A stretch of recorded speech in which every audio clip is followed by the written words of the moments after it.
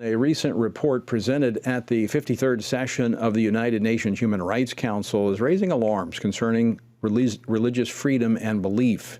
Now, in addition to criticizing traditional values, public morals, and national values, the report also says religious institutions should consider how they will be held responsible for not adopting and yielding to LGBT ideology.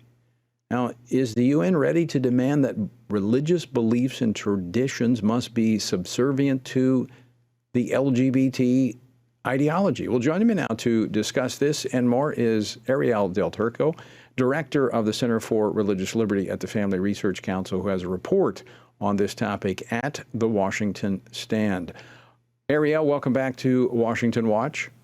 Thank you, Tony. Good to be with you. All right, so what additional information can you give us about this report? How significant is it? And this independent expert, what type of influence does he have with the United Nations?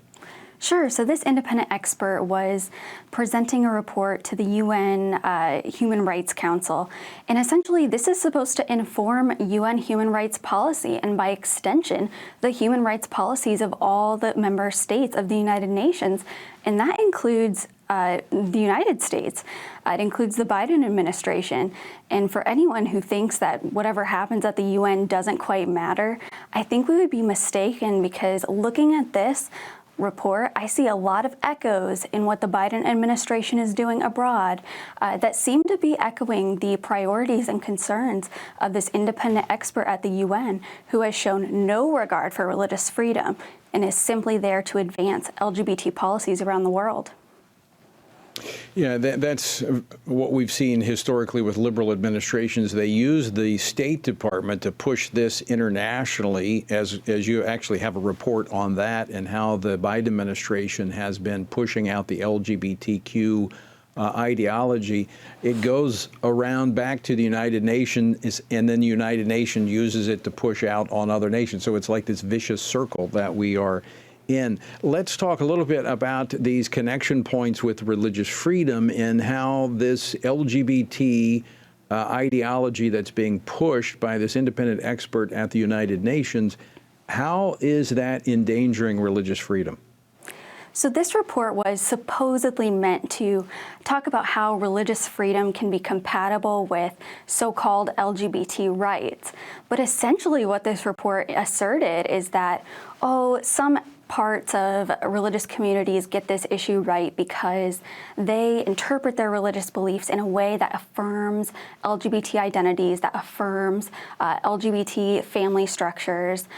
So really what that says to me is that he doesn't see how religious freedom can be compatible with his vision for quote-unquote LGBT rights.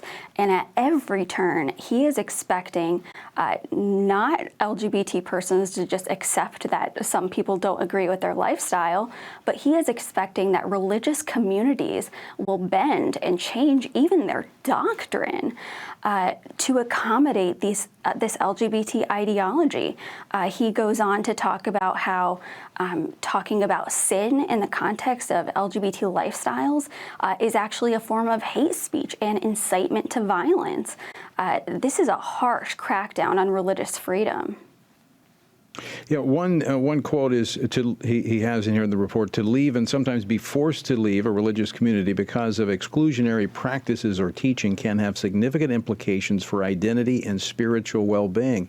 That would suggest that religious entities, Christian, that hold to a biblical teaching of sexual ethics and biblical morality are a problem. And they need to change their teaching in order to accommodate the LGBTQ lifestyle.